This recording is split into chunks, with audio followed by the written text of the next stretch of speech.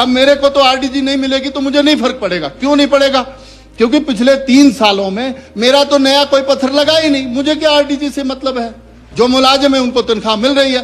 2-2.5 लाख लोगों के लिए हमने 75 लाख लोगों का बेड़ा गर्क करना शुरू कर दिया। ये तो हमने चर्चा करी ही नहीं। तो सोचने का विषय तो ये है। अब उसमें नहीं बोलते, वो फिर वोट बैंक आ जाता है। हमें तो नहीं पड़ता फर्क सर, हम तो आए हैं जनता के लिए, जनता की सेवा के लिए। देखो झोल कितना कर रहे हैं, मशीनें इतनी खरीद रहे हैं। ये आप मेडिकल हॉस्पिटल्स में देख लीजिए। जैसे ये कह रहे थे विक्रमादित्य सिंह जी भी, मैं आपके साथ हूं, हमारा पूरा दल आपके साथ है। लेकिन आप 28-28 लाख की, 1-1 करोड़ की, 14-14 करोड़ की मशीनें ले रहे हैं। उनको ऑपरेट करने वाला बंदा कोई नहीं है। उसमें बीच का झोल क्या है, क्या दुनिया को नहीं पता लगता कि क्या हो रहा है बीच में? ग्रांटें, अनुदान, देखो भिखारियों की तरह कभी किसी को कटोरा खड़ा करना ही नहीं चाहिए। इंडस्ट्री डिपार्टमेंट में इतना पोटेंशियल है कि आज भी लोग जो है वो सिंगल विंडो क्लियरेंस के नाम पर पिछले 1-1, 1.5 साल से वेटिंग में है कि हमारी शायद क्लियरेंस आज होगी, कल होगी। कई लोग हमारे पास आए कि तुम्हारे यहाँ 2.5 रुपए 6 रुपए बिजली दे रहे हैं इंडस्ट्री वालों को, वहां जम्मू कश्मीर वाले आपके 2.5 रुपए 3 रुपए में जो है वो इंडस्ट्री खड़ी कर रहे हैं, जमीनें बड़ी उपलब्धता में दे रहे। क्यों आएंगे आपके पास लोग? हाइड्रो में हम काम नहीं करना चाहते, इंडस्ट्री में हम काम नहीं करना चाहते, टूरिज्म में काम नहीं करना चाहते, और एजुकेशन में भी पोटेंशियल है। यहाँ तो आपका जो एचपी बोर्ड है वो खत्म हो जाएगा। आपने ये जो सीबीएस वाला झुंझुना पकड़ा है ना, सीबीएसई क्या है, क्या है उसमें? आप जो है वो अपना करिकुलम ठीक कर लेते, आप जो है वो इक्वलेंसी टाइप की वो करवा लेते। 25 करोड़ का नुकसान आपका इस बार हो गया, 25 करोड़ का एचपी बोर्ड का। क्या करेंगे आप कह रहे हैं कि हम चीजें जो है वो ठीक कर रहे हैं। माननीय अध्यक्ष जी, हाँ देखो ये ना जाओ, आपके मित्र हंस रहे हैं, आप सीरियस रहो, इधर से स्पोर्ट है। Sir I am very much serious about this very serious discussion. मुझे लगता है सर जो ये 102 में विषय माननीय सदन में लाया गया है, माननीय हर्षवर्धन जी खुद तो लगा के बाहर चले जाते हैं, ये बड़े सीरियस दिखते हैं मुझे।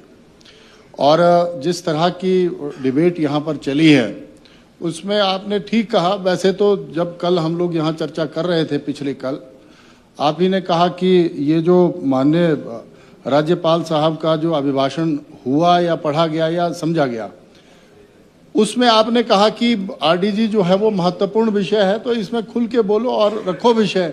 तो इसमें मुझे नहीं लगता कि आप वो टाइम बाउंड करना चाहिए। अगर रात के 12 भी बजते हैं तो बजाने चाहिए, क्या दिक्कत है? क्योंकि प्रदेश के हितों का विषय है। और अगर हम लोग सीरियस हैं तो फिर टाइम नहीं देखना चाहिए। फिर तो हम लोगों को जैसे धर्माणी जी ने अभी 8 बजे तक बढ़ा है, शुरू तो करो भाषण। मैं चल पड़ा, 12 बजे अब चल पड़ा धीरे धीरे। वो चंबा बड़ा दूर है ना सर, धीरे धीरे। अब तो 8 बजे तक। तो ये जो आरडीजी का विषय सर लाए हैं, इसमें सबने अपनी अपनी भावनाएं व्यक्त की। किसी ने आर्टिकल 275 का जिक्र किया, 280 का भी जिक्र आता है इसमें, आर्टिकल जो कॉन्स्टिट्यूशन जो प्रावधान रहे हैं। लेकिन जब हम लोग अनुदानों की बात करते हैं तो अनुदान जो है वो कभी भी बंद हो सकते हैं। मैं एक छोटी सी कहानी आपको बताता हूं सर, उसके बाद आप लोग, मैं इतना बड़ा कोई इकोनॉमिक्स नहीं समझते हम लोग। आर्ट्स में भी हम लोगों ने समाजशास्त्र पढ़ा है, उसी में ही डॉक्टरेट है हमारी, इनको समझ नहीं आई अभी तक। पर इसमें हम लोग छोटी सी चीज से, मैं आपको अपने घर से ही बता देता हूं कि इकोनॉमिक्स अगर घर की खराब हो रही हो तो कैसे ठीक की जाती है। हम लोग 4 भाई 1 बहन हैं। मेरे पिताजी छोटी सी नौकरी करते रहे हैं, मतलब आईपीएच में पाइप फिटर होते थे। और उस टाइम जब मैंने होश संभाला है, मुझे लगता है मैं 6th-7th में था, तो पिताजी जो है वो 1100-1200 इतनी तनख्वाह लेते थे। अब उस टाइम ये फ्री वीज वाला सिस्टम नहीं होता था, ना कोई किताब फ्री की मिलती थी, ना कोई मिड डे मील मिलता था, ना कोई बस्ता मिलता था, ना वर्दी मिलती थी, और ना ही किसी तरह का और विषय। ये जो आप लोग बस्ते बोतलें लटका करके आप फ्री में दे देते हैं, कई बार मैंने देखा। तो पिताजी जो हैं वो पूरा संघर्ष करते थे और वो कोशिश करते थे कि ये जो आजकल एक शब्द चला हुआ है ना कि चेक एंड बैलेंस का सिस्टम, मतलब क्रेडिट और डेबिट को कैसे बराबरी पे लाया जाए, वो शायद उनकी अपनी इकोनॉमिक्स जो है वो काम करती रही होगी। लेकिन 1100 में पूरा होता नहीं था, तो उनको एक्स्ट्रा एफर्ट्स करने पड़ते थे। कई बार वो अपनी खेतीबाड़ी में एक्स्ट्रा एफर्ट्स करते थे। कई बार उनको लगता था कि यार संडे का या सैटरडे का दिन छुट्टी का है, तो वो पहाड़ में हमारे यहाँ कौड़ है, पतीश है, शुमाक है और धूप का काम होता था उस टाइम, या पोटर का काम भी किया उन्होंने। मैं ये अपने घर से बता रहा हूँ। तो वो मीटअप कर देते थे उन चीज़ों को कि बैलेंस हो जाए, कि 4 बच्चे मेरे पढ़ भी जाएं और हम सब लोग अच्छी क्वालिफिकेशन लिए। मतलब वो पिताजी की वजह से, मेरे भाई साहब लेक्चरर हैं और भी अच्छी अच्छी जगह पे बैठे हुए हैं, मतलब पढ़े सब लोग। तो मैं तब अब जाकर के ये सोचता हूं कि उन्होंने देखो वो जब वर्क चार्ज हुए तो 4200 इतनी हुई तो मैं सीनियर सेकेंडरी में पहुंच पाया। मेरे बड़े भाई इसीलिए कॉलेज में नहीं पढ़ पाए कि उनके पास जो है वो इतनी मतलब क्वार्टर पे पैसे देने के लिए या ये व्यवस्था करने के लिए नहीं थे। तो भाई साहब ने कहा मैं प्राइवेट पढ़ लूंगा, तो उन्होंने प्राइवेट पढ़ा। तो फिर भी उन्होंने 2 पक्के कमरे भी बनाए और जेईज आते थे, एसडीयूज आते थे। उस टाइम तो रेस्ट हाउसेस थे ही नहीं, पैदल आते थे। तो उनको उनके साथ अच्छा भोजन हो, वो ठीक से भोजन करें, वो भी मेंटेन रहे सारा कुछ। तो ये सारा एनवायरनमेंट जो है वो एक व्यक्ति इतना मेंटेन करता था कि समाज में भी अपनी पूरी हाजिरी, किसी तरह का कोई कर्ज भी नहीं और साथ ही साथ पूरा संघर्ष भी। अब यहाँ जो प्रदेश की विडंबना है, मैं जो देखता हूं, यहाँ तो कभी कहा गया कि हमें 17,000 करोड़ मिला, किसी ने कहा कि हमारे टाइम में 17,000 करोड़ मिला। अब जो है वो हमने 30,000 करोड़ का कर्जा इसीलिए ले लिया कि हम लोग जो है वो अपनी योजनाओं को क्रियान्वित करने के लिए या जो हमने चुनावों में भाषण दिए थे उनको पूरा करने के लिए किए। तो इसमें किसी का दोष है नहीं। माननीय प्रधानमंत्री जी का बड़ा सिंपल सा फंडा है कि 2047 में 2047 में भारत विकसित राष्ट्र होना है, उसके लिए क्या करना है वो उनको पता है। कहाँ रेल पहुंचनी चाहिए, कहाँ एम्स खुलना चाहिए, कहाँ आपका मेडिकल हॉस्पिटल कॉलेज खुलना चाहिए, कहाँ IIM खुलना चाहिए, कहाँ आपकी 4 लेन बननी है, कहाँ 6 लेन बननी है, कहाँ एक्सप्रेस वे बनना है, कहाँ क्या होना है। अब इसमें हम लोगों को खुद ही सोचना पड़ेगा, जो प्रदेशों में बैठे हुए लोग। अब जब हमारी विधायक निधि बंद कर दी माननीय मुख्यमंत्री जी ने, लोग यहां जोर से नहीं बोल पा रहे हैं, लेकिन मैं यहां पर यह जरूर कहना चाहता हूं, जो हमारे पूर्व के मुख्यमंत्री, नेता प्रतिपक्ष और अन्य साथियों ने भी कहा, लेकिन इस चीज को वो हमारे दर्द को नहीं समझते कि हम भी जब गांव में जाते हैं तो लोग हमसे कल्पना करते हैं, उम्मीद करते हैं। वो भी सोचते हैं कि यार मेरा टंगा बरसात में गिरा था, तुम्हारी सरकार है नहीं, डीसी के पास फंड नहीं है, ना बैकवर्ड एरिया सब प्लान का पैसा आ रहा, ना एसडीपी का पैसा आ रहा, थोड़ा बहुत आ रहा होगा तो जो तथाकथित जो प्रभावशाली लोग हैं वो ले रहे हैं। तो लोग कहां जाएं, वो कहां फरियाद करें। ऊपर से जो आपने ये बीपीएल वाला जो फंडा शुरू किया, जो IRDP और बीपीएल की सर्वे शुरू कर दिया जी, खामखा का गरीबों पे सर, वो मैंने उस दिन MLA प्रायोरिटी में भी कहा, ये भी सर एक तरह का इनकम का सर्टिफिकेट बनाने के लिए 80 रुपए खर्च कर रहे हैं वो। और जो मान लो मेरे टेपा से चलता है या अपने झज्जा कोठी सनवाल से चलता है, वो इनकम का सर्टिफिकेट बनाने के लिए 1,000 रुपया उसका और खर्च हो रहा है।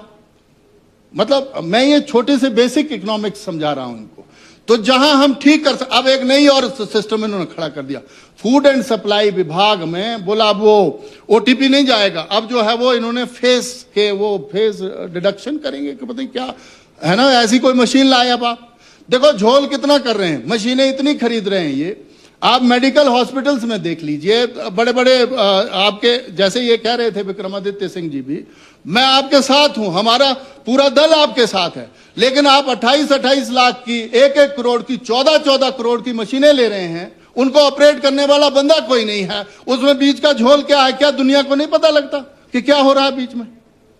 इसीलिए मेरा आपसे निवेदन है, या तो हम लोग अपनी कथनी करने पे ठीक डटे नहीं हैं, या हम लोग जो है वो सच्चाई में यहां पर अपना रोल और स्टेटस जो है वो सही तरीके से क्लियर नहीं कर पा रहे हैं। हम लोग we are performing role according to need and situation right now. ये यहां पर खड़े हो जाते हैं हम लोग, इधर से भी खड़े हो जाते हैं, लेकिन ज्यादातर जो है वो जो सत्ता में बैठा हुआ व्यक्ति होता है उससे ये उम्मीद होती है कि भाई आप जो है वो काम शुरू करेंगे। अब मेरे को तो RDG नहीं मिलेगी तो मुझे नहीं फर्क पड़ेगा। क्यों नहीं पड़ेगा? क्योंकि पिछले 3 सालों में मेरा तो नया कोई पत्थर लगा ही नहीं, मुझे क्या RDG से मतलब है। जो मुलाजिम है उनको तनख्वाह मिल रही है। 2-2.5 लाख लोगों के लिए हमने 75 लाख लोगों का बेड़ा गर्क करना शुरू कर दिया। ये तो हमने चर्चा करी ही नहीं। तो सोचने का विषय तो ये है। अब उसमें नहीं बोलते, वो फिर वोट बैंक आ जाता है। हमें तो नहीं पड़ता फर्क सर, हम तो आए हैं जनता के लिए, जनता की सेवा के लिए। जिस दिन BPL वाले सफर हुए उस दिन भी कहा आपका जो एचपी बोर्ड है वो खत्म हो जाएगा। आपने ये जो सीबीएस वाला झुंझुना पकड़ा है ना, सीबीएसई क्या है उसमें? आप जो है वो अपना करिकुलम ठीक कर लेते, आप जो है वो इक्वलेंसी टाइप की वो करवा लेते। 25 करोड़ का नुकसान आपका इस बार हो गया, 25 करोड़ का एचपी बोर्ड का। क्या करेंगे आप कह रहे हैं कि हम चीजें जो है वो ठीक कर रहे हैं। हाइड्रो पावर में 27,000 मेगावाट का पोटेंशियल जो है वो आंका गया है हिमाचल प्रदेश में, जिसमें 4 हाइड्रो पावर का शिलान्यास माननीय प्रधानमंत्री जी करके गए। अभी एक हाइड्रो पावर सही कोटि फर्स्ट, सही कोटि सेकंड का माननीय मुख्यमंत्री जी भी करके गए। मैं उनको कह रहा हूं तुमसे अगर लैंड एक्वायर नहीं होती है तो हमें इन्वॉल्व करो। वो इसीलिए नहीं करते कि भारतीय जनता पार्टी का विधायक है, वो शायद उसमें पता नहीं उसका क्या, हमारा कोई इंटरेस्ट नहीं होता। हमारा क्या इंटरेस्ट होना जी? हमारा इंटरेस्ट इतना है कि वहां अगर मान लो 10 मेगावाट का, 50 मेगावाट का, 33 मेगावाट का वो हाइड्रो पावर लग जाता है तो हमारे 100 बच्चे, 200 बच्चे, 400 बच्चे सर वहां एडजस्ट हो जाएंगे। नेशनल हाईवे 4 लेन अगर आपका हमारा द्रम्मन से बाया चुवाड़ी जोत होता हुआ, पांगी से होता हुआ, ये तीसा से होता हुआ पांगी निकल जाता है तो सर उसमें भी तो हमारे बच्चे एंगेज हो जाएंगे, टूरिज्म को नए पंख लग जाएंगे। तो मेरा आपसे सिर्फ इतना ही निवेदन है, मेरा ये निवेदन है कि हम लोग भाषणों के लिए भाषण दे सकते हैं। मैं सभी को सुन रहा था, किसी को इंगित नहीं करूंगा, लेकिन पठानिया जी पर जरूर मैं कटाक्ष करूंगा। इन्होंने इकोनॉमिक्स पढ़ी होगी और बड़े बेहतर तरीके से पढ़ी होगी, लेकिन जिसका विरोध हमारे कुछ साथियों ने किया कि भाई इस तरह से कमेंट नहीं करना चाहिए किसी व्यक्ति पर। ठीक है, अब यहां पर जो है वो अंग्रेजी कौन नहीं बोल सकता? बोलेंगे अंग्रेजी जिन्होंने पढ़ा हुआ। हिंदी कौन नहीं शुद्ध बोल सकता? शुद्धता का परिचय भी यहां दिया जा सकता है, लेकिन जिस भाषा को जो है वो हम हिमाचलियों को समझा सकते हैं वही भाषा बोलनी चाहिए। अब यहां पर हमारे कई ब्यूरोक्रेट्स हैं, खामखा की लाइबिलिटी बने हुए हैं आपके, इसीलिए नहीं 60-58 के बाद जो है बंदा रिटायर कर दिया जाता। मैं आपको किसी और को नहीं बोल रहा हूं, पॉलिटिशियन को, चाचा जी अन्यथा ना लें इस बात को। लेकिन मेरा यह निवेदन है, जब मेरा खुद का दिमाग खुद काम करना बंद कर दे, जब उसी सीट पर बैठ करके मैं कुछ परफॉर्म नहीं कर पाया, फिर मैं रिटायर होने के बाद कैसे परफॉर्म कर रहा हूं? यह कैसे पॉसिबल है? यह कोई नहीं बोलता। अच्छा, उनको तनख्वाहें भी दे रहे हैं, आप लोग पेंशन भी दे रहे हैं, यह बड़ा अन्याय है इस प्रदेश के साथ। हमें जो है वो अगर सच में यहां पर हिमाचल को खड़ा, ग्रांटें अनुदान, देखो भिखारियों की तरह कभी किसी को कटोरा खड़ा करना ही नहीं चाहिए। अगर हम परमार साहब की दुहाई दे रहे हैं, भाई एस परमार साहब की, उसके बाद आदरणीय रामलाल जी हुए, आदरणीय स्वर्गीय वीरभद्र सिंह जी हुए, प्रोफेसर प्रेम कुमार धूमल साहब हुए, शांता कुमार जी हुए, जयराम जी हैं, यहां पर सुखविंदर सिंह सुक्खू जी हैं। इतिहास तो सबको याद करता है और सबको याद करेगा। इंदिरा जी गई पांगी में, पांगी जो है वो हमारा बड़ा रिमोट एरिया है, अनुराधा जी समझती हैं इस बात को, डॉक्टर जनकराज जी यहीं पे हैं। पांगी के लोग जो हैं वो आज भी भारतीय जनता पार्टी की तरफ झुकाव उस तरह से नहीं रखते। वो कहते हैं कि हम तो भाई वो चीजें जो है वो खाते थे, परोसी जाती थी हमें, जो शायद आज व्यक्ति सोच नहीं सकता। लोगों में गुण लगते हैं सर। और हिमाचल छोटी सी स्टेट है। जब राणा जी कह रहे थे, राणा जी सर बड़ा ऑथेंटिक बोल रहे थे, और मैंने आपसे गुहार भी की कि इनको जो है वो लास्ट में जो है वो करने दो अपना पूरा जो भाषण देना। लोग तो यहाँ खामखा भी बोल रहे थे, मैं किसी का नाम नहीं ले रहा हूं, लेकिन मेरा सिर्फ आपसे यह निवेदन है, इंडस्ट्री डिपार्टमेंट में इतना पोटेंशियल है कि आज भी लोग जो है वो सिंगल विंडो क्लियरेंस के नाम पर पिछले 1-1.5 साल से वेटिंग में है कि हमारी शायद क्लियरेंस आज होगी, कल होगी। यहां 80 जत्थेदार बने हुए कि तुमने जो है वो उससे फोन नहीं करवाया, वहां नहीं किया, हम खुद उसके गवाह हैं। कई लोग हमारे पास आए कि तुम्हारे यहाँ 2.5 रुपए 6 रुपए बिजली दे रहे हैं इंडस्ट्री वालों को, वहां जम्मू कश्मीर वाले आपके 2.5 रुपए 3 रुपए में जो है वो इंडस्ट्री खड़ी कर रहे हैं, जमीनें बड़ी उपलब्धता में दे रहे, क्यों आएंगे आपके पास लोग? हाइड्रो में हम काम नहीं करना चाहते, इंडस्ट्री में हम काम नहीं करना चाहते, टूरिज्म में काम नहीं करना चाहते, और एजुकेशन में भी पोटेंशियल है यहाँ। तो अगर अच्छी सी यूनिवर्सिटी को बढ़िया तरीके से, अब कोटा में क्या है, आप सिर्फ गर्मी है वहां पर, और वो भी उस तरह का पोटेंशियल भी यहां पर निकाला जा सकता है। आयुर्वेदा में आयुर्वेद मिनिस्टर साहब है नहीं यहां पर, उनका तो इतना बुरा हाल है कि खामखा की मिनिस्ट्री उनको दी गई है। स्पोर्ट्स में तो उनका बड़ा ही बुरा हाल है। मैं रियलिटी बताऊं, पिछले जब से वो मंत्री बने हैं, धर्माणी साहब नाराज ना हो इसमें, लेकिन गोमा साहब हमारे मित्र हैं, हम साथ जीते थे, जब वो मंत्री बने हमें भी लगा कि एक आध ग्राउंड हमें भी मिलेगा, लेकिन यहाँ ऐसी बंदरमांट हुई पड़ी है सर, मैं ये माफी चाहता हूं इन शब्द के लिए, लेकिन मेरा ये आपसे ये निवेदन है, मेरा ये कर्तव्य करबद्ध जो है वो आपसे ये प्रार्थना है, हमारी कुंठा है सर। जब दूसरे लोग हिमाचलियों पे इस तरह के कमेंट करते हैं कि तुम्हारे हालात ऐसे हो गए कि तुम दिवालिया होने पे आ गए हो, तुम्हारे हालात ऐसे हैं कि तुम्हारे स्टेटहुड को भी खतरा हो गया, क्या पता भारत सरकार आपके साथ ये भी कर दे, वो हम लोग ऐसी स्थिति में पहुंचे हैं तब वो कह रहे हैं। लेकिन सिर्फ मेरा आपसे आपके माध्यम से माननीय मुख्यमंत्री जी से, ये इधर बैठे हुए लोगों से, देखो आप जहां बोलोगे चल पड़ेंगे, इसमें क्या दिक्कत है, स्टेट इंटरेस्ट में कोई कहीं भी चल सकता है, लेकिन आरडीजी के लिए नहीं। हम कहेंगे उनको, जैसा प्रधानमंत्री जी कहते हैं कि भाई आप जो है वो आरडीजी नाम बदलो, कुछ और करो, अनुशंसा करें, वो संस्तुति दें, कुछ और तरह का मद जो है वो आपके लिए जनरेट करें, लेकिन हमें एक्चुअल सही फैक्चुअल पोजीशन वहां रखनी पड़ेगी, तब जाकर के हमारे हालात सुधरेंगे। हिमाचल में तो हमारे जो छोटे छोटे कर्मचारी हैं सर, जैसे एसपीओ वाला विषय है सर, वो बेचारे 25-25 सालों से यहां पर अपनी सेवाएं दे रहे हैं, लेकिन वो अभी वहां पर नए अधिकारी गए, उन्होंने जो है वो उनको डिस्टर्ब करना शुरू कर दिया। जिसकी इनकम 6-7 हजार की, अगर उसका खर्चा जो है वो 5-6 हजार किराए में ही चला जाएगा, वो अपने परिवार को कैसे पालेगा सर। ऐसे ही जो ये सीबीएसई लागू करी आपने, जिन जिन स्कूलों को अडॉप्ट किया गया, वहां पर उन टीचरों की जो है वो आपकी वो भी खत्म हो रही है, क्या कहते हैं उसको सर, नहीं, वो जो एक्सपीरियंस है उनका वो भी खत्म हो जाएगा। और उसके साथ साथ जो एसएमसी पे लगे हुए लोग हैं सर, वो कहां जाएंगे, उनके लिए तो कोई पॉलिसी नहीं है, आपके हमारे विधानसभा क्षेत्रों में है। मेरा सिर्फ इतना ही विषय है यहां पर, जब भी हम कोई पॉलिसी अडॉप्ट, ये जो मैं एचपी बोर्ड वाला विषय बता रहा हूं सर, ये कोई छोटी बात नहीं है, कोई सिलेबस जो है बड़ा नहीं होता है, पढ़ने और पढ़ाने वाला बड़ा होता है। हमने देखा कई डीसीओ को, हमने देखा कई आईएएस, कई आईपीएस, कई लोग देखे यहां पर जो इतने बड़े एग्जाम क्वालिफाई करके भी फेल हो जाते हैं।